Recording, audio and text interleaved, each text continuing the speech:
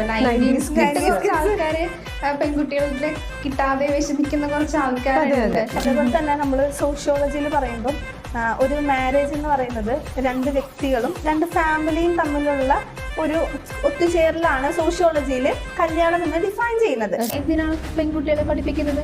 മറ്റൊരു വീട്ടിൽ പോകാനുള്ളതല്ലേ എന്നുള്ളത്. മറ്റൊരു വീട്ടിൽ പോയാലും അവർക്ക് എന്താ എഡ്യൂക്കേഷൻ വേണ്ടേ? ആൺപിള്ളേർ ഇങ്ങനെ കണ്ടിട്ടുണ്ട്, ഒരു പ്രാവശ്യം ഒരു പ്രണയം പൊട്ടിപ്പോയി പിന്നെ ജീവിതകാലം മുഴുവൻ സിംഗിൾ ആയിട്ട് നടക്കാം. പെൺകുട്ടികൾ ഇതിനൊന്നും കുറച്ചും കൂടെ മൂവ് ചെയ്യും എളുപ്പത്തില്.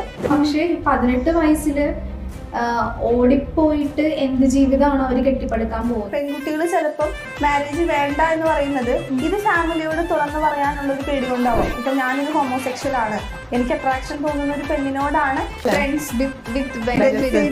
അതുപോലെ ബെസ്റ്റീസ്, അതുപോലെ കുറെ റിലേഷൻഷിപ്പ് നമുക്ക് കാണാൻ പറ്റുന്നുണ്ട്.